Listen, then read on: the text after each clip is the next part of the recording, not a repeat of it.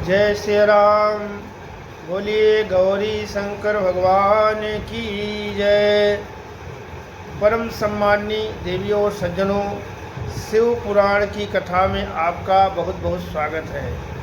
भगवान शिव की कृपा से आज ऋषियों के प्रश्नों के उत्तर में नारद ब्रह्मा के संवाद अवतरण करते हुए सूत जी उन्हें नारद मोह का प्रसंग सुनाना, काम विजय के गर्व से युक्त हुए नारद शिव ब्रह्मा तथा विष्णु के पास जाकर अपने तप का प्रभाव बताने के विषय में बात करेंगे। ओम विश्वोद्वा स्थित लयादसु हेतुमेकं गौरीपतिं विदित्य तत्त्वम् अनन्तकीर्तिं मया स्वयं विगतमाया चिन्त्यात् रूपां बोधरूपं स्वरूपं ममलं ही शिवं नमामि। जो विश्व की उत्पत्ति, स्थिति और लय आदि के एकमात्र धारण हैं, गौरी गिरिराज कुमारी उमापति हैं, तत्वज्ञ हैं, जिनकी कीर्ति का कहीं अंत नहीं है, जो माया के आश्रय होकर भी उससे अत्यंत दूर हैं, जिनका स्वरूप अत्यंत है, उन विमल बोध रूप भगवान शिव को मैं प्रणाम करता हूँ। वंदे शिव तम प्राकृतेनादिं प्रशांतमेकं पुरुषोत्तमं हिं स्वमाया कृष्णविदं हि सृष्ट्वां नभो वादन्त बृहस्पतो या। मैं स्वभाव से ही उन अनादि शांत स्वरूप एकमात्र पुरुषोत्तम शिव की वंदना करता हूँ, जो अपनी माया से इस संपूर्ण विश्व की सृष्टि करके आकाश की भांति इसके भीतर हैं और बाहर भी स्थित हैं। वंदेन्द्रास्थम निज गुण रूपम शिव स्वतंत्रमाविष्ट विचिष्टते जगन्तं नित्यं परितो भ्रमन्तं या सानिध्यो चुम्बकलो वहताम। जैसे लोहा चुंबक से आकृष्ट होकर के उसके पास ही लटका रहता है, उसी प्रकार ये सारे जगत सदा सब और जिनके आसपास ही भ्रमण करते हैं, जिन्होंने अपने से ही इस प्रपंच को रचने की विधि बताई थी, जो सबके भीतर अंतर्यामी रूप से विराजमान है तथा जिनका अपना स्वरूप अंतर गूढ़ है, उन भगवान शिव की मैं सादर वंदना करता हूँ। व्यास जी कहते हैं, जगत के पिता भगवान शिव, जगत माता कल्याणमयी पार्वती तथा उनके पुत्र गणेश जी का नमस्कार करके हम इस पुराण का वर्णन करता हूँ। एक समय की बात है, नैमिसार में निवास करने वाले शौनक सभी मुनियों ने उत्तम भक्ति भाव के साथ सूत जी से पूछा। ऋषि बोले, महाभाग सूत जी, विश्वेश्वर संहिता जो साध साधन खंड नामावली शुभ एवं उत्तम कथा है, उसे हम लोगों ने सुन लिया है। उसका आदि भाग भी बहुत ही रमणीय है तथा वह शिव भक्तों पर भगवान शिव का वात्सल्य स्नेह प्रकट करने वाली है। विद्वान, अब आप भगवान शिव के उत्तम स्वरूप का वर्णन कीजिए, साथ ही शिव और पार्वती के दिव्य चरित्र का पूर्ण रूप से श्रवण कराएं। हम पूछते हैं, निर्गुण महेश्वर लोक में सगुण रूप कैसे धारण करते हैं? हम सब लोग विचार करने पर भी शिव तत्व को नहीं समझ पाते। सृष्टि के पहले भगवान शिव किस प्रकार अपने स्वरूप से स्थित होते हैं, फिर सृष्टि मध्यकाल में भगवान किस तरह क्रीड़ा करते हुए सम्यक व्यवहार बर्ताव करते हैं, और सृष्टि का पालक अंत होने पर महास्वर देव किस रूप में स्थित रहते हैं। लोक कल्याणकारी शंकर कैसे प्रसन्न होते हैं, और प्रसन्न हुए महेश्वर अपने भक्तों तथा दूसरों को कौन सा उत्तम फल प्रदान करते हैं, यह सब हमसे कहिए। हमने सुना है कि भगवान शिव शीघ्र प्रसन्न हो जाते हैं। वे महादयालु हैं, इसलिए अपने भक्तों का कष्ट नहीं देख सकते। ब्रह्मा, विष्णु और महेश ये तीनों देवता शिव के ही अंग से उत्पन्न हैं। उनके प्रकट की कथा, उनके विशेष चरित्र का वर्णन कीजिए। प्रभु आप उमा के आविर्भाव विवाह की भी कथा कहिए। विशेषता उनके गृहस्था मार्ग का लीलाओं का भी वर्णन कीजिए। निष्पाप सूर्य जी, हमारे प्रश्न के उत्तर में आपको ये सब बात दूसरी बातें भी अवश्य करनी चाहिए। सूत जी ने कहा, मुनीश्वर आप लोगों ने बड़ी उत्तम बात पूछी है। भगवान सदाशिव की कथा में आप लोग जो आंतरिक निष्ठा हुई है, इसके लिए आप धन्यवाद के पात्र हैं। ब्राह्मणों, भगवान शंकर का गुण अनुवाद सात्विक, राजस, तामस तीनों ही प्राकृत मनुष्यों के सदा आनंद प्रदान करने वाली है। पशुओं की हिंसा करने वाले निष्ठुर कसाई के सिवा दूसरा कौन पुरुष उस गुण अनुवाद को सुनने से उब सकता है, जिसके मन में कोई तृष्णा नहीं।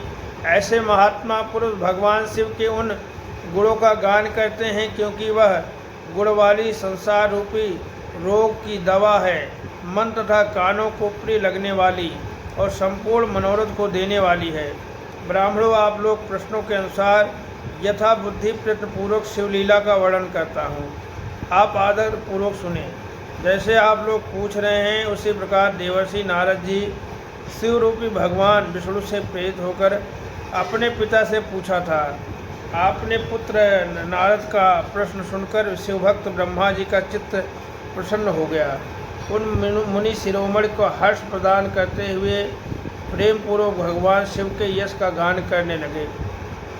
एक समय की बात है, मुनि शिरोमणि विप्रवर नारद जी ने, जो ब्रह्मा जी के पुत्र हैं, विनिचित हो तपस्या में मन लगाया। हिमालय पर्वत में कोई एक गुफा थी जो बड़ी शोभा से संपन्न दिखाई देती थी। उसके निकट देव नदी गंगा निरंतर वेग पूर्वक बहती थी। वह एक महान दिव्य आश्रम था जो नाना प्रकार की शोभा से सुशोभित था।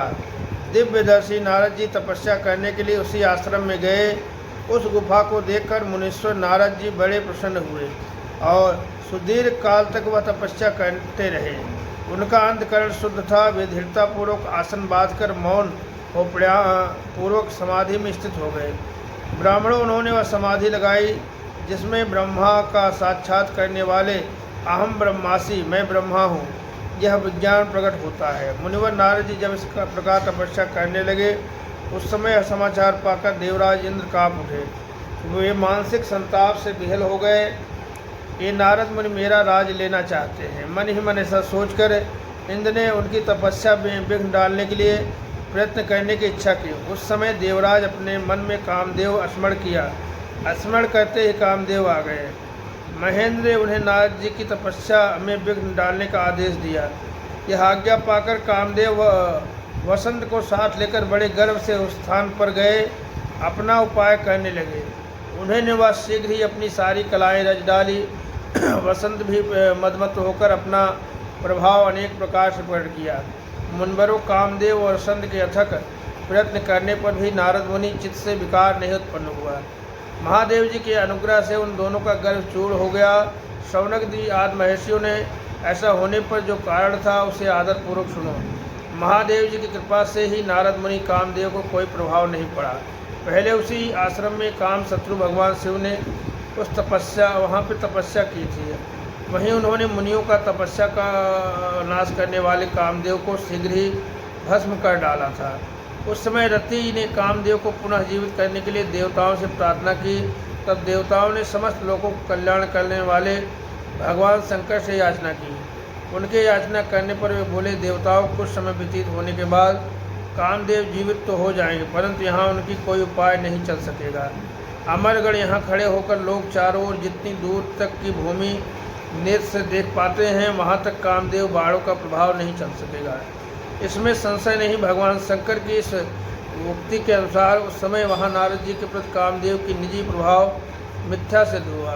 वे शीघ्र ही स्वर्गलोक में इंद्र के पास लौट गए और वहाँ वे कामदेव पर अपना सारा वृत्तांत मुनि को प्रभाव का सुनाया। तत्पश्चात इंद्र की आज्ञा से वे वसंत के साथ अपने स्थान को लौट गए। उस समय देवराज इंद्र को बड़ा विस्मय हुआ। उन्होंने नारद जी की भूरी भूरी प्रशंसा की, परंतु शिव की माया से मोहित होने के कारण वे उस वृत्तांत को स्मरण न कर सके। वास्तव में संसार में भीतर सभी प्राणियों के शंभु की माया जानना अत्यंत कठिन है। जिसने भगवान शिव के चरणों में अपने आप को समर्पित कर दिया, उस भक्त को छोड़कर से सारा जगत माया से मोहित है। नारद जी भगवान शंकर की कृपा से वहाँ चिरकाल तक तपस्या करने लगे। जब उन्होंने अपनी तपस्या को पूर्ण समझा तो मुनि से विस्तृत होकर कामदेव पर विजयी हुई। ऐसा मानकर उन्होंने मुनीश्वर के मन में व्यर्थ ही गर्व हो गया। भगवान शिव की माया से मोहित होने के कारण उन्होंने यथार्थ बात का ज्ञान नहीं रहा। वे यहाँ नहीं समझे कि कामदेव पराजित होने से भगवान शंकर का प्रभाव ही कारण है। उस माया से अंत मोहित मुनि शिरोमणि नारद अपना काम विजय संबंधी वृत्तांत बताने के लिए तुरंत ही कैलाश पर्वत पर गए। उस समय विजय के मत से उन्मत्त हो रहे थे। वहाँ रुद्रदेव को नमस्कार के गर्व से भरे हुए मुनि ने अपने आप को महात्मा मानकर तथा अपने ही प्रभाव से कामदेव पर विजयी हुई समझकर उन्होंने सारा वृत्तांत का सुनाया। वह सब सुनकर भक्त वत्सल भगवान शंकर ने नारद जी से अपनी शिव की ही माया से मोहित होने के कारण काम विजय के यथार्थ कारणों को नहीं जानते थे और अपने विवेक को भी खो बैठे थे। कहा, रुद्र बोले, तात नारद, तुम बड़े विद्वान हो, धन्यवाद के पात्र हो, परंतु यह बात ध्यान देकर सुनो। अब से फिर कभी ऐसी बात कहीं भी न कहना। विशेषतः भगवान विष्णु के सामने इसकी चर्चा कदापि मत करना। तुमसे मुझसे अपना जो वृत्तांत बताया है उसे पूछने पर भी दूसरों के सामने न कहना। यह सिद्धि संबंधी वृत्तांत सर्वथा गुप्त रखने योग्य है। इसे कभी किसी पर प्रकट नहीं करना चाहिए। तुम मुझे विशेष प्रिय हो, इसलिए अधिक जोर देकर मैं तुम्हें यह शिक्षा देता हूँ। इसे न कहने की आज्ञा देता हूँ, क्योंकि तुम भगवान विष्णु के भक्त हो, उनके भक्त होते हुए मेरे अत्यंत अनुगामी हो। इस प्रकार बहुत कुछ कहकर संसार की सृष्टि करने वाले भगवान रुद्र ने नारद जी को शिक्षा दी। अपने वृत्तांत को गुप्त रखने के लिए उन्हें समझाया बुझाया, परंतु तो शिव की माया से मोहित थे, इसलिए उन्होंने उनकी दी हुई शिक्षा को अपने लिए हितकर नहीं माना। तदंतर मुनि शिरोमणि नारद ब्रह्मलोक गए। वहाँ ब्रह्मा जी को नमस्कार के उन्होंने उन्हें कहा, पिताजी, मैंने अपने तप बल से कामदेव को जीत लिया। उनकी यह बात सुनकर ब्रह्मा जी ने भगवान शिव के चरणों के बिंदु को चिंतन किया। सारा कारण जानकर अपने पुत्र से सब कहने को मना किया, परंतु नारद जी शिव की माया से मोहित थे, अतः उनके चित्त से मद होकर अंकुर में जम गए थे। उनकी बुद्धि मारी गई थी, इसलिए नारद जी अपना सारा वृत्तांत भगवान विष्णु के सामने कहने के लिए वहाँ से शीघ्र ही विष्णु लोक गए। नारद मुनि आते ही देखकर भगवान विष्णु आदर से उठे और शीघ्र ही आगे बढ़कर उन्होंने मुनि के हृदय से लगा लिया। मुनि के आगमन का क्या हेतु है, इसका उन्हें पहले से पता था। नारद जी को अपने आसन पर बिठाकर भगवान शिव के चरण बिंदु को चिंतन करने से श्री हरि ने उनसे पूछा। भगवान विष्णु बोले, तात, कहाँ से आते हो? ये यहाँ किस लिए तुम्हारा आगमन हुआ है? मुनि श्रेष्ठ, तुम धन्य हो, तुम्हारे शुभ आगमन से मैं पवित्र हो गया। भगवान विष्णु का वचन सुनकर गर्व से भरे हुए नारद मुनि मत से मोहित होकर अपना वृत्तांत बड़े अभिमान के साथ कह दिया। नारद मुनि वह अहंकार युक्त वचन सुनकर मन ही मन भगवान विष्णु को उनकी कमल विजय के यथार्थ कारण को ही पूर्ण रूप से जान लिए। तत्पश्चात श्री विष्णु बोले, मुनिश्रेष्ठ, तुम धन्य हो, तपस्या के भंडार हो, तुम्हारा हृदय ही बड़ा उदार है। मुने जिसके भीतर भक्ति और ज्ञान वैराग नहीं होते, उनके मन में श्रम दुख देने वाले काम मोह आदि विकार शीघ्र उत्पन्न होते हैं। तुम नैतिष्ठ ब्रह्मचारी हो और सदा ज्ञान वैराग से युक्त रहते हो, फिर तुम्हें काम विकार कैसे आ सकता है? तुम तो जन्म से ही निर्विकार तथा शुद्ध बुद्धि वाले हो। श्री हरि की कही हुई ऐसी बात सुनकर मुनि शिरोमणि नारद जोर जोर से हंसने लगे और मन ही मन भगवान को प्रणाम करके इस प्रकार बोले। नारद जी ने कहा, स्वामी, जब मुझ पर आपकी कृपा है तब बेचारा कामदेव अपना क्या प्रभाव दिखा सकता है? ऐसा कहकर भगवान के चरणों में मस्तक झुकाकर इच्छा अनुसार विचरने लगे। बोलिए गौरी शंकर भगवान की जय।